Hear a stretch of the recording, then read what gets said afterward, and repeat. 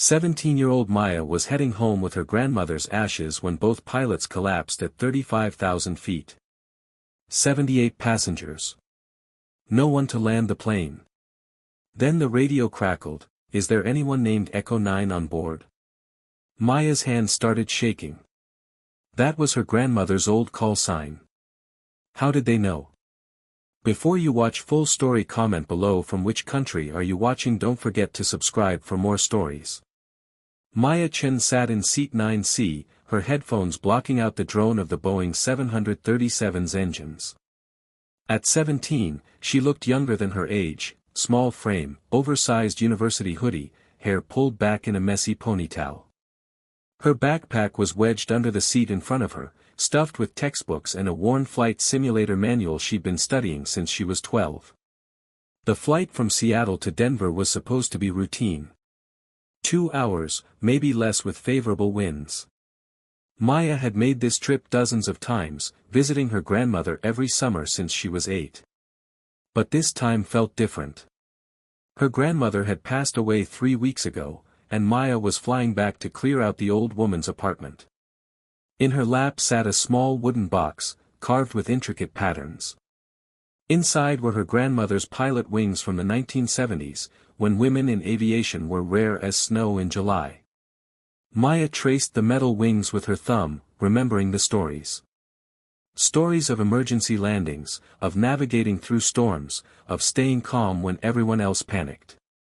She taught you well, her grandfather had said when he handed Maya the box. You have her hands. Steady hands. Maya didn't feel steady. She felt hollow, like someone had scooped out her insides and left only the shell. The flight simulator sessions that used to excite her now felt pointless. What was the point of learning to fly when the person who inspired you was gone? The seatbelt sign dinged off. A flight attendant named Jessica walked down the aisle, her smile practiced and professional. She was young, maybe mid-20s, with blonde hair tied in a tight bun and eyes that looked tired despite the makeup. Anything to drink, sweetie? Jessica asked, pausing at Maya's row.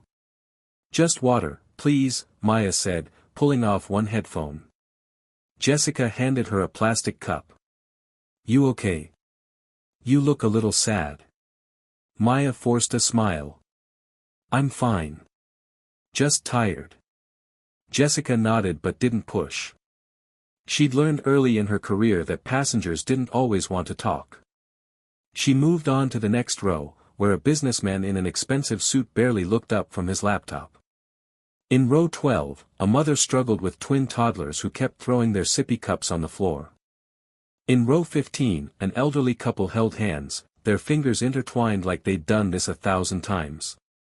In row 22, near the back, a college student was already asleep, his mouth open, drooling slightly onto his neck pillow. The plane was maybe 2/3 full.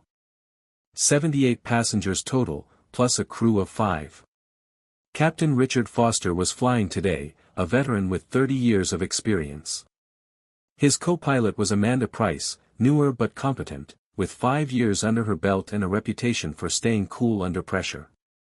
In the cockpit, Captain Foster adjusted his headset and glanced at the instrument panel.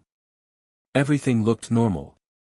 Altitude steady at 35,000 feet. Airspeed 480 knots. Weather ahead was clear, just a few scattered clouds. He'd flown this route so many times he could probably do it blindfolded. Beautiful day for flying, Amanda said, her hands resting lightly on the controls. Every day's beautiful when you're up here, Foster replied. He was in his late 50s, with gray hair and laugh lines around his eyes. Flying was the only thing he'd ever wanted to do. Even after 3 decades, the thrill never faded. Amanda smiled. She liked Foster. He wasn't like some of the older captains who treated co-pilots like glorified button pushers. He actually taught her things, shared his knowledge freely. Want to grab some coffee? Foster asked. I could use a refill. Sure, I'll call Jessica, Amanda said, reaching for the intercom. But before she could press the button, Foster's hand went to his chest. His face twisted, mouth opening in a silent gasp. The color drained from his cheeks. "Captain." Amanda's voice sharpened. "Rick?" Foster didn't answer. His hand clutched his chest tighter, his breathing coming in short, desperate bursts. Then his eyes rolled back, and he slumped forward against the controls. The plane lurched. Amanda's training kicked in instantly. She grabbed Foster's shoulder, pulling him back from the yoke. The plane had dipped slightly, enough to make the seatbelt signs flicker on. "Rick." "Captain Foster." She shook him, but he was completely unresponsive. His lips had a bluish tint. "Heart attack." "Had to be." Amanda's hands moved fast. She pressed the autopilot button, stabilizing the aircraft. Then she hit the intercom for the cabin crew. "Jessica, medical emergency in the cockpit. I need you up here now." Quietly. In the cabin, Jessica's face went pale. Medical emergency in the cockpit could mean only one thing. She grabbed the first aid kit and the AED, moving quickly toward the front. Passengers started noticing something was wrong. The plane had wobbled. Not much, but enough. A few people looked around nervously. The businessman in row 8 pulled off his headphones. "Did you feel that?" he asked the woman next to him. She nodded, gripping her armrest. "What was that?" Maya felt it too. Her simulator training had taught her to recognize the subtle movements of an aircraft. That wasn't turbulence.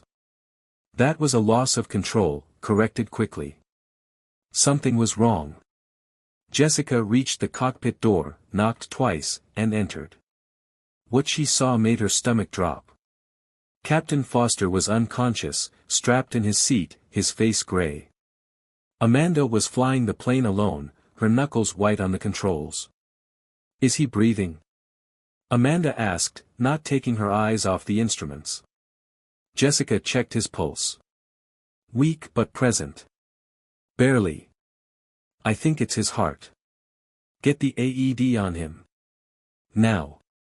Jessica worked fast, tearing open Foster's shirt, placing the pads on his chest. The automated voice of the defibrillator cut through the tension. "Analyzing heart rhythm. Do not touch the patient." Amanda grabbed the radio. "Denver Center, this is Southwest 447. We have a medical emergency. Captain is incapacitated. Requesting immediate priority handling and medical assistance on landing." The controller's voice came back, professional but urgent. "Southwest 447, Roger. Squawk 7700. What is your situation?" "Captain Foster is unconscious. Possible heart attack. I'm the only pilot. Need vectors to nearest suitable airport." There was a pause. A long one. Amanda could almost hear the controller's brain processing. "Southwest 447, nearest airport is Colorado Springs, 60 miles south. Alternative is Denver, 90 miles northeast. Weather is clear at both. Can you continue?" Amanda's jaw tightened. "Affirmative. I can fly this plane. But I need support." Behind her, the AED delivered a shock.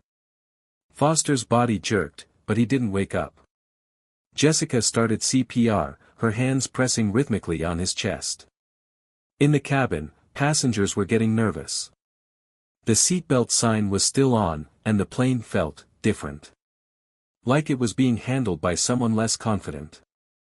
Maya unbuckled her seatbelt and moved to the aisle. She didn't know why. Instinct, maybe. She walked toward the front, ignoring a flight attendant's gesture to sit down. "Miss, please return to your seat," the attendant said.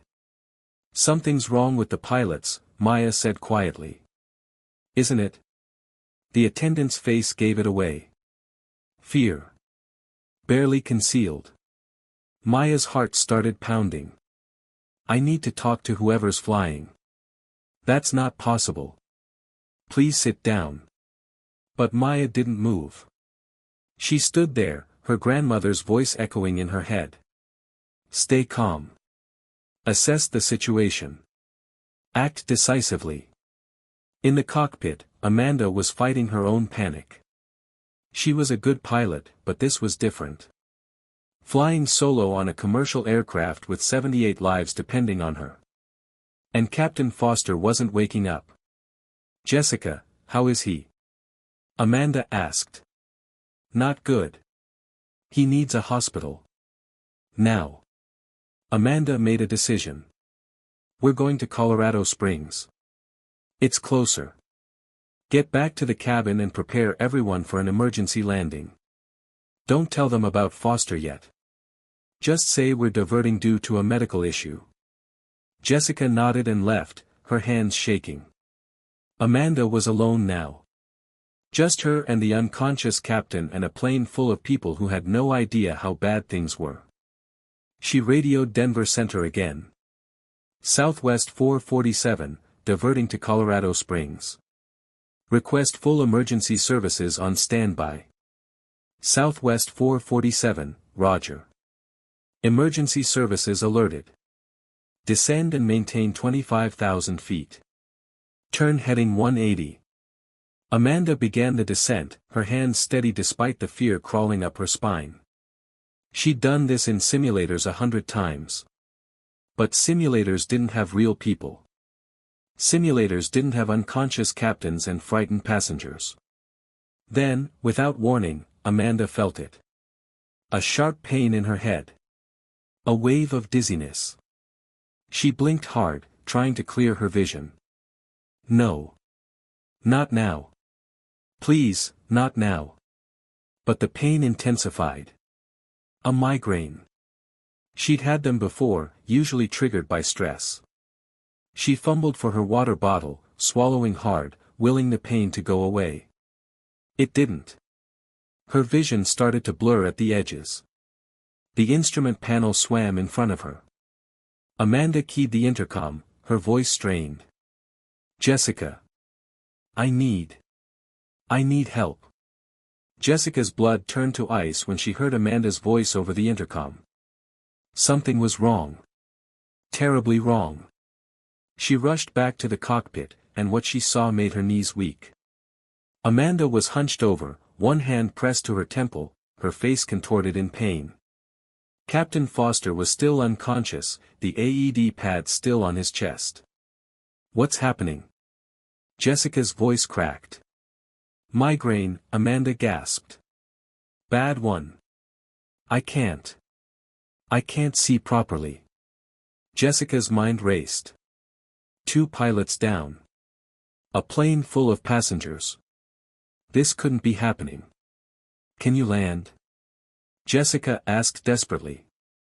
Amanda tried to focus on the instruments, but the numbers kept blurring. I don't know. Maybe. But if I pass out? She didn't finish the sentence. She didn't have to. Jessica grabbed the radio. Her hands were shaking so hard she almost dropped it. Denver Center, this is Southwest 447. Both pilots are incapacitated. We need. What did they need? A miracle? The controller's voice came back, tight with barely controlled alarm. Southwest 447, say again. Both pilots? Yes. Captain had a heart attack. Co-pilot has a severe migraine. She can barely see.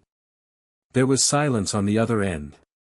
Then, Southwest 447, stand by. Jessica knew what that meant. They were scrambling, trying to figure out what to do. Trying to figure out how to land a commercial aircraft with no functioning pilots. The controller came back. Southwest 447, we're contacting United pilots in the area, checking for off-duty pilots on your passenger list. Hold your current heading. Jessica turned to Amanda. Can you hold on? Just hold on until we figure something out. Amanda nodded weakly, but her hands were slipping off the controls. The autopilot was engaged, but someone needed to be ready to take over. Someone needed to land this plane in less than 30 minutes. In the cabin, passengers were starting to panic. Word had spread somehow. Maybe someone had overheard Jessica's radio call. Maybe it was just the collective intuition of 78 people sensing disaster. A man in row 14 stood up, his voice loud. "What's going on? Why are we descending?" Another passenger, a woman with 2 kids, started crying. "Are we going to crash?" Jessica emerged from the cockpit, her face pale but composed. "Everyone, please stay calm. We are diverting to Colorado Springs due to a medical emergency. We need you to remain seated with your seatbelts fastened." "Is it the pilot?" someone shouted. Jessica didn't answer. She couldn't. Maya was still standing in the aisle near row 5. She'd heard everything through the thin cockpit door. Both pilots down. No one to land the plane. Her grandmother's wooden box felt heavy in her hoodie pocket. She'd tucked it there for safekeeping. Now she pulled it out, opened it, and stared at the pilot wings inside. "You have her hands. Steady hands." Maya closed the box and walked toward Jessica. "I can help." Jessica looked at her like she'd lost her mind. "Sweetie, please sit down." "I'm a pilot," Maya said. "Well, not certified yet. But I've been training for 5 years. I have over 300 hours in simulators. I know this aircraft." Jessica blinked. "You're a kid." "I'm 17. And I'm the closest thing you have to a pilot right now." Jessica wanted to laugh. Or cry. Maybe both. "You're not serious." "I am. I've flown Boeing 737 simulators. I know the systems. I know the procedures." Maya's voice was calm, but her heart was hammering. "I can't promise I'll do it perfectly, but I can try." Jessica stared at her for a long moment. This was insane. Completely insane. But what choice did they have? "Wait here," Jessica said and rushed back to the cockpit. Amanda was barely holding on, her head resting against the side window. "Any luck?" she whispered. "There's a passenger," Jessica said. "A teenager. She says she's trained on simulators. Boeing 737s. Amanda's eyes flickered open. "A teenager? She's all we have." Amanda closed her eyes. The pain in her head was unbearable, like someone was driving a spike through her skull. But she was still conscious enough to understand the situation. Still conscious enough to know they were out of options. "Bring her up," Amanda said. Jessica went back to the cabin. Maya was waiting, her face pale but determined. "Come with me," Jessica said. They walked to the cockpit together. Every passenger watched them go. Some with hope. Most with fear.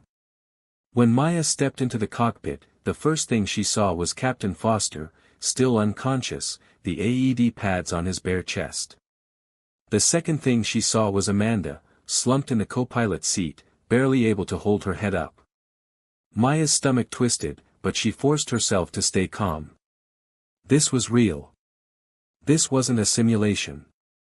These were real people, real lives. "You're the girl?"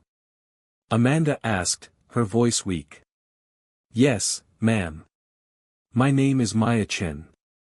I've been training on X-Plane and Microsoft Flight Simulator for 5 years. I specialize in Boeing 737s.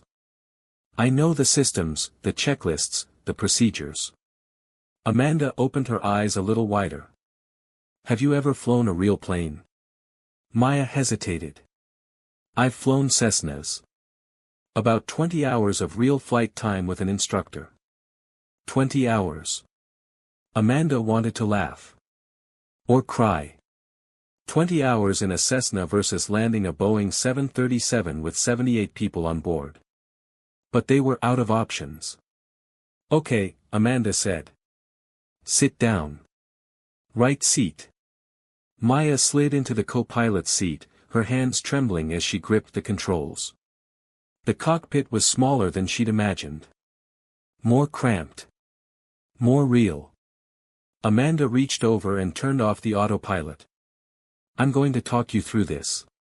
But you're going to have to do most of it. I can barely see. Maya nodded, her throat tight. Amanda keyed the radio. Denver Center, Southwest 447. We have a passenger taking controls. She has simulator training on 737s. We're going to need all the help you can give us. There was a long pause on the other end. Then the controller's voice came back, steady and professional. Southwest 447, Roger. We're clearing all traffic. You're priority 1. We'll guide you in. Maya's hands gripped the yoke.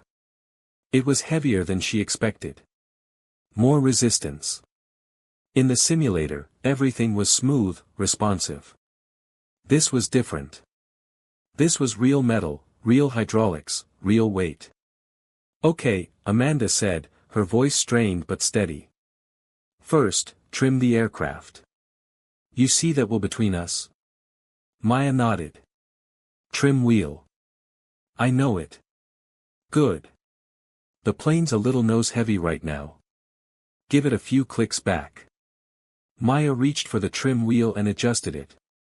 The plane's nose lifted slightly. Better, Amanda said. Now check your altitude and airspeed. Maya scanned the instruments. Altitude 24,500 feet, descending. Airspeed 290 knots. Good. We're descending at about 1,500 feet per minute. That's normal for now. Keep that rate steady. Maya's eyes darted across the panel. Altimeter. Airspeed indicator. Vertical speed. Heading. She'd memorized all of this, practiced it 1,000 times. But now it was real. Now it mattered. The radio crackled. Southwest 447, Denver Center. Turn left heading 160. Vectors for Colorado Springs. Maya reached for the heading knob, her fingers fumbling. She twisted it to 160. The plane began a gentle turn. Use the autopilot heading feature, Amanda said. Don't try to hand fly it yet. Right. Autopilot. Maya's hands were sweating. She pressed the heading select button, and the plane straightened out. Amanda winced, pressing her hand to her temple. You're doing fine. Just breathe. Stay calm. Maya took a deep breath. Her grandmother's voice echoed in her head. Stay calm. Assess the situation. Act decisively. In the cabin, Jessica was trying to keep everyone calm, but it wasn't working. Word had spread that a teenager was flying the plane. A teenager. This is insane, the businessman in row 8 shouted. We're all going to die because some kid thinks she can play pilot. Jessica held up her hands. Sir, please. She's trained. She knows what she's doing. She's a child, a woman screamed. This is murder. But not everyone was panicking. In row 12, the mother with the twin toddlers was praying quietly, her eyes closed. In row 15, the elderly couple still held hands, their faces calm. The husband leaned over to his wife. If we go together, he whispered. In row 22, the college student had woken up and was watching everything with wide eyes. He pulled out his phone and started recording, his hands shaking. Maya heard none of it. She was focused entirely on the instruments. Altitude. Airspeed. Heading. Everything had to be perfect. Southwest 447, you're 60 miles from Colorado Springs, the controller said. Descend and maintain 15,000 feet. Reduce speed to 250 knots. Maya reached for the altitude knob, dialing in 15,000. Then she pulled back on the throttle, feeling the engines ease off. The plane began descending faster. Too fast, Amanda said. Ease it back. You want 1,500 feet per minute descent rate, not 2,000. Maya adjusted the throttle, her hands shaking. The descent rate smoothed out. Better, Amanda said. You're doing okay. But Amanda's voice was getting weaker. The migraine was winning. She slumped further in her seat, her eyes half closed. Amanda? Maya's voice cracked. Stay with me. Please. I'm here, Amanda whispered. Just, keep going. You can do this. The radio crackled again. Southwest 447, we have a ground instructor standing by. Retired 737 Captain. He'll talk you through the landing. A new voice came over the radio. Older, calm, authoritative. Southwest 447, this is Captain John Hayes. I flew 737s for 28 years. I'm going to get you on the ground safely. Can you hear me? Yes, sir, Maya said, her voice small. I can hear you. Good. What's your name? Maya. Maya Chen. Okay, Maya. You're doing great so far. Now let's talk about landing this bird. First, tell me what you know about approach speeds. Maya's mind raced. Approach speed depends on weight. For a 737 to 800, it's usually around 130 to 150 knots. Excellent. You know your stuff. Now, Colorado Springs runway is 13,500 feet long. Plenty of room. Even if you land long, you'll be fine. Don't worry about being perfect. Just get it on the ground. Okay, Maya said, but her hands were shaking harder now. Maya, listen to me, Captain Hayes said. I want you to remember something.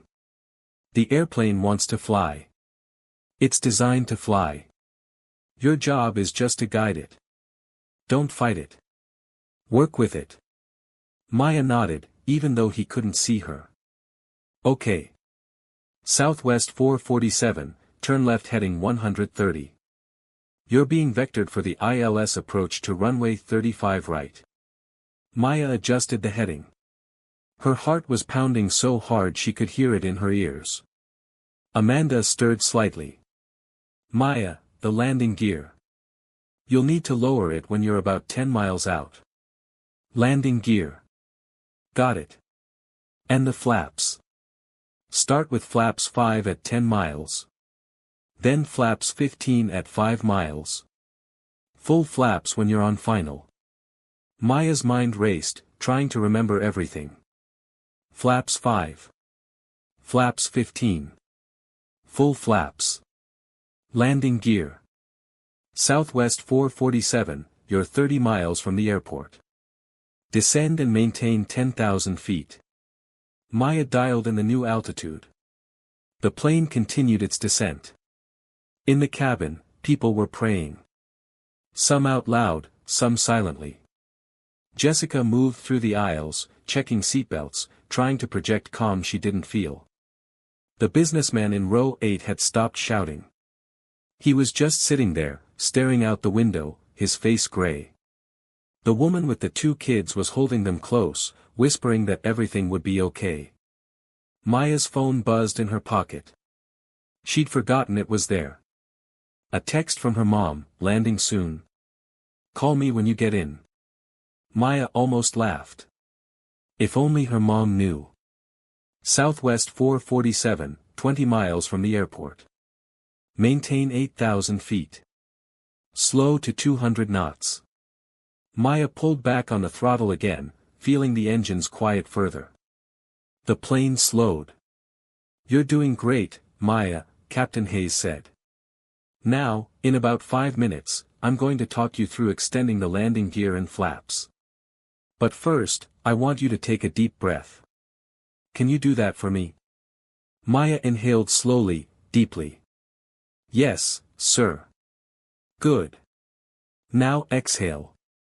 And remember, Thousands of pilots land 737s every single day. This is just another landing. You've got this. But it wasn't just another landing. Maya knew that. Captain Hayes knew that. Everyone on that plane knew that. Southwest 447, 15 miles from the airport. Descend and maintain 6,000 feet. Maya dialed in 6,000 feet, her fingers moving more confidently now. She was getting the feel of it. The rhythm. Okay, Maya, Captain Hayes said. It's time to configure the aircraft for landing. First, I want you to find the gear lever. It's on your right side, near your knee. Maya looked down. There it was. A large lever with a wheel symbol. I see it. Good. When I tell you, push it down. But not yet. First, make sure your airspeed is below 250 knots. Maya checked. Airspeed 210 knots. Perfect. Now, extend the gear. Maya's hand trembled as she reached for the lever. She pushed it down. A mechanical whirring sound filled the cockpit. 3 green lights appeared on the panel. 3 green lights, Maya said. Gear down and locked. Excellent. Captain Hayes sounded genuinely proud.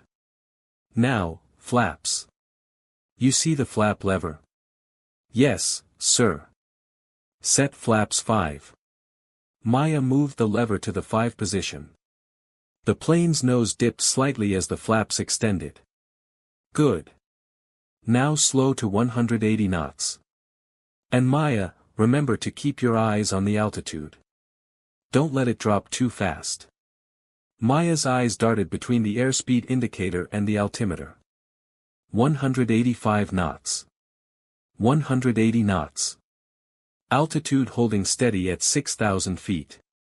Southwest 447, 10 miles from the airport. Turn left heading 090. You're being vectored onto the final approach course. Maya turned the heading knob. The plane banked gently left. Amanda stirred in the captain's seat. Maya, you're doing amazing, she whispered, her voice barely audible. Thank you, Maya said, not taking her eyes off the instruments. Southwest 447, 8 miles from the airport. Descend and maintain 4,000 feet. Set flaps 15. Maya descended and extended the flaps further. The plane slowed to 160 knots. Below them, Colorado Springs was coming into view. Maya could see the city sprawling across the plains, the mountains rising to the west. And there, straight ahead, the airport. Runways stretching like gray ribbons. Southwest 447, you're cleared to land runway 35 right. Wind 340 at 8 knots. Maya's heart jumped. Cleared to land. This was it. Okay, Maya, Captain Hayes said. You're 5 miles out. Set flaps 30 and slow to 140 knots. Maya moved the flap lever. The plane slowed further. Now, you should see the runway ahead. Do you see it? Maya leaned forward, scanning the horizon. There. 2 long gray strips. I see it. Good. Now here's what's going to happen. You're going to follow the glide slope down to the runway. You see the diamond symbol on your navigation display? Maya looked at the screen. A diamond shape was descending toward a horizontal line. Yes. Keep that diamond centered. If it's above the line, you're too low. If it's below, you're too high. Centered means you're on the correct glide path. Maya's eyes locked onto that diamond. It drifted slightly below the line. She pulled back on the throttle a tiny bit. The diamond moved back toward center. Perfect, Captain Hayes said. You're a natural. But Maya didn't feel like a natural. She felt terrified. Her hands were slick with sweat. Her heart was racing. Every muscle in her body was tense. 3 miles out, Captain Hayes said. Set full flaps. Slow to 135 knots. That's your approach speed. Maya extended the flaps fully. The plane's nose dropped further. She adjusted the throttle, keeping the speed at 135 knots. The runway was getting closer. Bigger. Maya could see the white markings, the lights along the edges. 2 miles out. You're looking good, Maya. Keep that glide slope centered. The diamond drifted up slightly. Maya added a touch of throttle. It settled back. In the cabin, everyone was silent. Even the babies had stopped crying. 78 people holding their breath. Jessica stood in the aisle near the front, her hands clasped so tight her knuckles were white. She was praying. She wasn't religious, but she was praying anyway. 1 mile out, Captain Hayes said.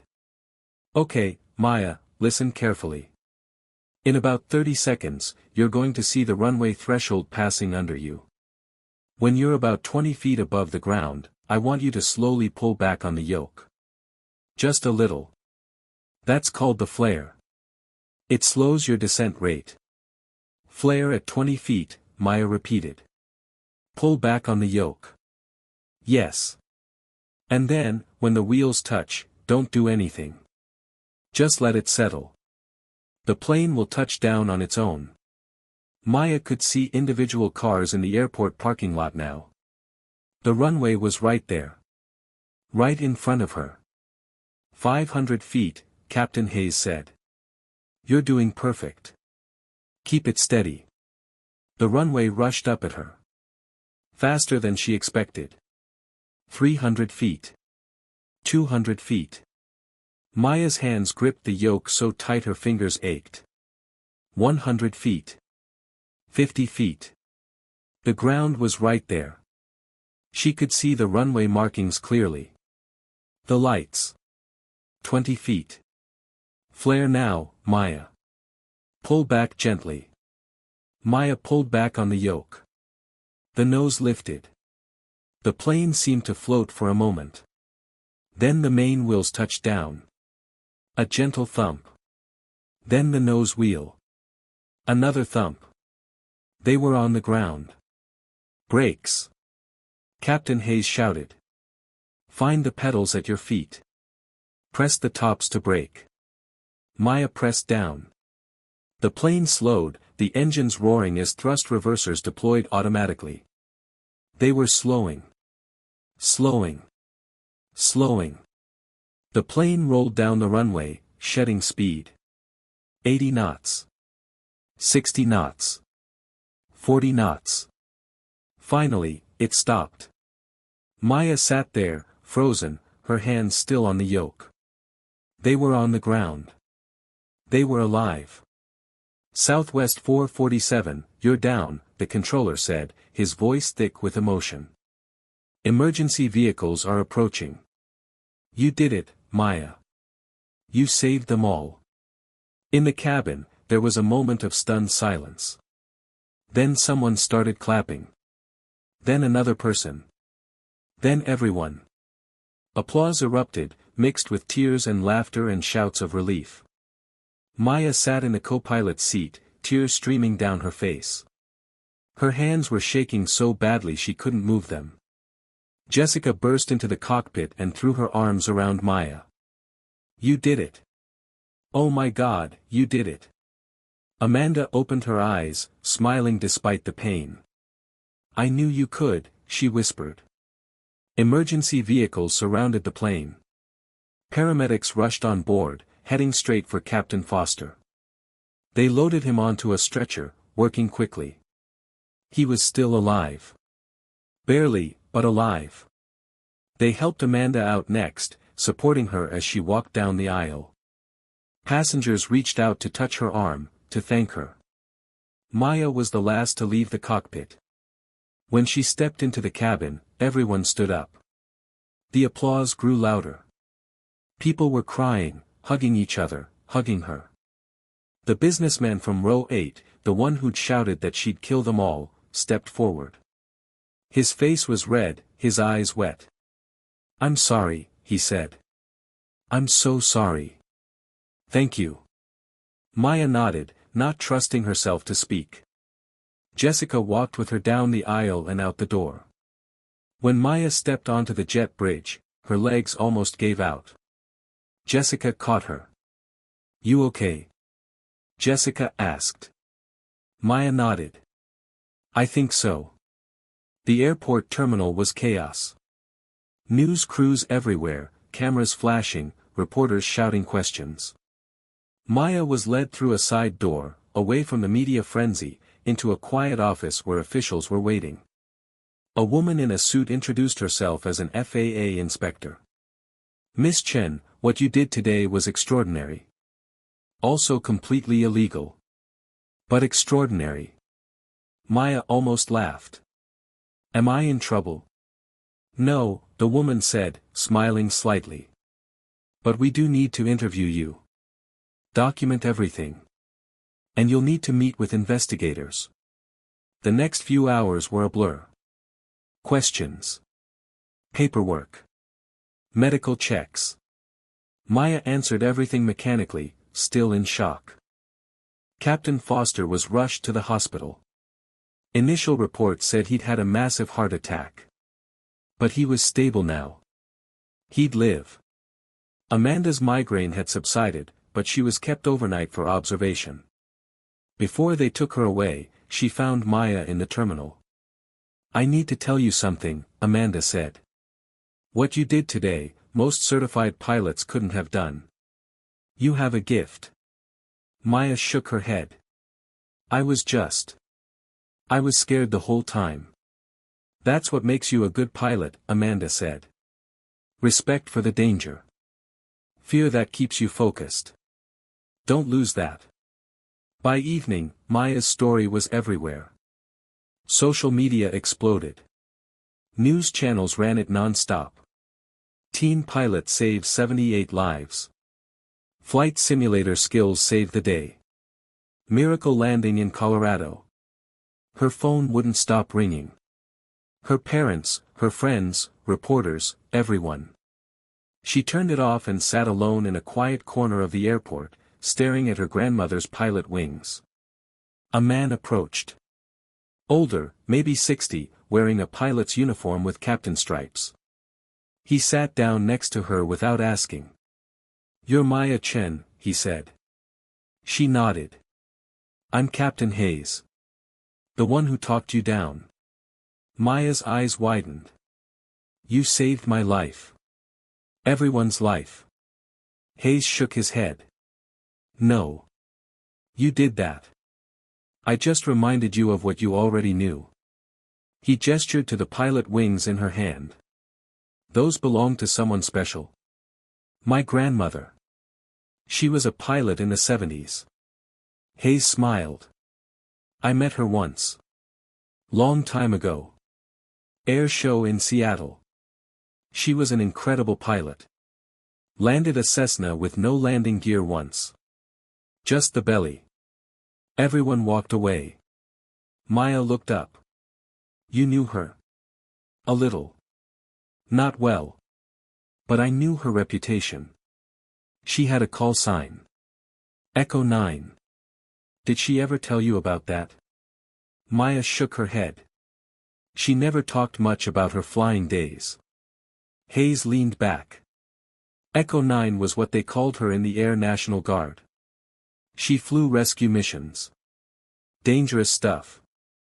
Mountains, storms, you name it. She never lost anyone. Not once. That's a record most pilots can't match. Maya felt tears welling up again. Her grandmother had never told her any of this. All those hours they'd spent together, talking about flying, and she'd never mentioned her call sign or rescue missions. Why are you telling me this? Maya asked. Hayes smiled. Because today, when you took those controls, you became Echo 9. Not officially, of course. But up there, in that cockpit, you carried on her legacy. And I think she'd be proud. He stood up, gave her a small salute, and walked away. Maya sat there for a long time, holding the pilot wings. Echo 9. Her grandmother's call sign. Her legacy. 3 days later, Maya was back in Seattle. The media circus had followed her home. Reporters camped outside her house. Her phone had over 10,000 unread messages. News vans blocked the street. Her parents were protective, keeping her inside, away from the cameras. But they were also in shock. Their quiet daughter, the one who spent all her time on flight simulators, had landed a commercial jet. "Why didn't you tell us you were that good?" her father asked one evening. Maya shrugged. "I didn't know I was." Her mother hugged her tight. "Your grandmother would be so proud." On the fourth day, an official letter arrived. Federal Aviation Administration. Maya's hands shook as she opened it. It wasn't a fine or a reprimand. It was an invitation. Dear Miss Chen. In recognition of your extraordinary actions on October 12, the FAA would like to invite you to participate in an accelerated pilot certification program. Given your demonstrated skills and knowledge, we believe you qualify for advanced training that could lead to a commercial pilot's license upon turning 18. Additionally, several major airlines have expressed interest in sponsoring your flight training. Please contact us at your earliest convenience to discuss next steps. Maya read it 3 times. Then she called Captain Hayes, whose number the FAA had included. "Did you do this?" she asked when he picked up. Hayes chuckled. "I made a few calls. But Maya, you earned this. Every word of that letter is true. You have a gift. Don't waste it. I'm only 17. I'm still in high school. So finish high school. Then come fly. The sky isn't going anywhere." Maya hung up and stared at the letter. A real future. Not just dreams and simulators. Real flying. But first, she had something to do. 2 months later, Maya stood outside Colorado Springs Airport. She'd asked to come back, to see the place where everything had changed. The airport had arranged it quietly, no media, no fuss. She walked through the terminal to the same gate where Southwest 447 had arrived that day. The gate was empty now, just a few passengers waiting for a different flight. Maya looked out the window at the runway. Runway 35 right. She could still see it in her mind, rushing up at her, the moment the wheels touched down. "Miss Chen." She turned. A man in a Southwest Airlines uniform stood there. Not a pilot. Ground crew, based on his badge. "Yes. I was here that day. I was one of the emergency responders on the runway. I just wanted to say thank you. My daughter was on that flight. Row 12. The one with the twin toddlers." Maya's throat tightened. "Is she okay?" "She's fine. Thanks to you." He held out his hand. "I know you've heard it 1,000 times, but I needed to say it in person. You saved my grandkids. You saved my daughter." Maya shook his hand, not trusting herself to speak. He handed her something. A small pin. "Southwest Airlines wings. The pilots wanted you to have this. It's not official, but they said you earned it." Maya looked at the pin. It was silver, polished, beautiful. "Thank you," she whispered. The man nodded and walked away. Maya stood there, holding the pin, looking out at the runway. Somewhere in the back of her mind, she heard her grandmother's voice. "Stay calm. Assess the situation. Act decisively." She'd done that. In the worst moment of her life, she'd stayed calm. She'd assessed the situation. She'd acted. And she'd saved 78 lives. Maya graduated high school early, finishing her final semester online while completing her private pilot's license. The accelerated program the FAA had offered was intense. Ground school, flight hours, simulator training, check rides. But she loved every minute of it. Captain Foster recovered fully. He'd had bypass surgery and was back to flying, though on lighter duty now. He sent Maya a message every week, checking on her progress, offering advice. Amanda Price was promoted to captain. Her first flight in command, she requested Maya as an observer in the cockpit. Maya sat in the jump seat, watching Amanda work, learning from her. The passengers from Southwest 447 stayed in touch. They'd formed a group chat, sharing photos, updates, life milestones. Maya was part of it, though she mostly lurked, reading their messages, smiling at their jokes. The businessman from row 8, whose name was Richard, sent her a long apology letter. He'd been humbled by the experience, he wrote. He'd spent his whole life judging people by their appearance, their credentials. Maya had taught him that competence doesn't come with a title or a suit. Marissa, the woman who'd been tweeting during the crisis, had deleted her social media entirely. She'd sent Maya a private message, "I'm sorry. I was cruel. You showed me what real strength looks like." Jessica, the flight attendant, quit her job. She'd been traumatized by the experience, she said. But she sent Maya a gift before she left, a framed photo of the cockpit from that day, signed by the entire crew. The college student who'd been filming had posted his video online. It had 50 million views. He'd given all the ad revenue to Maya, who donated it to an aviation scholarship fund for underprivileged kids. And Maya? She kept flying. 1 year after the incident, Maya received her commercial pilot's license. At 18, she was one of the youngest commercial pilots in the country. Airlines were competing for her, offering training programs, signing bonuses, guaranteed positions. But Maya chose differently. She joined a small charter company in Alaska that specialized in medical evacuations and rescue operations. Dangerous flying. Mountain terrain. Bad weather. The kind of flying her grandmother had done. Her call sign, given to her by the other pilots, was Echo 9.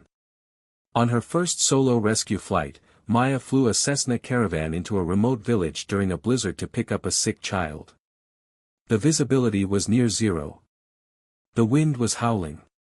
But she landed safely, loaded the child and his mother, and flew them to the hospital in Anchorage. When she landed, the other pilots were waiting. They didn't say anything. They just nodded. One of them, an old bush pilot with 40 years of experience, gave her a slight smile. "Your grandmother would be proud," he said. Maya nodded. She knew he was right. Maya Chen, now 23, sat in the cockpit of a Boeing 737. But this time, she was the captain. 4 stripes on her shoulder. Her own command. Her co-pilot was a young man fresh out of flight school, nervous and eager. He reminded her of herself 5 years ago. Nervous? Maya asked as they went through the pre-flight checklist. A little, he admitted. Maya smiled. That's good. It means you respect the responsibility. Never lose that. They pushed back from the gate. Maya taxied to the runway, ran through the final checks, and advanced the throttles. The plane accelerated, the nose lifted, and they were airborne. As they climbed through the clouds, Maya glanced at the jump seat behind her. Empty today, but sometimes she swore she could feel a presence there. Her grandmother, watching over her. On Maya's uniform, just above her name tag, was a small pin. Her grandmother's original pilot wings from the 1970s. She wore them on every flight. Below the wings, in small letters, was her official call sign, Echo 9. The radio crackled. Southwest 2847, contact departure. Maya keyed the mic, Southwest 2847, contacting departure. Echo 9 out. The voice that came back was Captain Hayes, now working as an air traffic controller in his retirement. Echo 9, good to hear your voice. Climb and maintain 35,000 feet. Have a good flight. Maya smiled. Thank you, sir. We will. She leveled off at altitude, engaged the autopilot, and looked out at the sky. Clear and blue and endless. Her co-pilot was staring at her. Echo 9. I've heard that call sign before. Isn't that my grandmother's? Maya said. And now mine. The one who landed the plane when the pilots were down. That was you? Maya nodded. The co-pilot's eyes widened. I read about that in flight school. They use it as a case study now. Emergency procedures. Crisis management. You're like a legend. Maya shook her head. I'm not a legend. I'm just a pilot who did what needed to be done. Same as every other pilot up here. But deep down, she knew the truth. That day had changed her. It had shown her what she was capable of. It had given her purpose. And it had connected her to her grandmother in a way she never imagined. Echo 9 wasn't just a call sign. It was a legacy. A promise.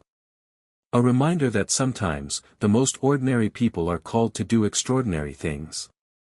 And when that call comes, you don't run from it. You answer. You take the controls. And you fly.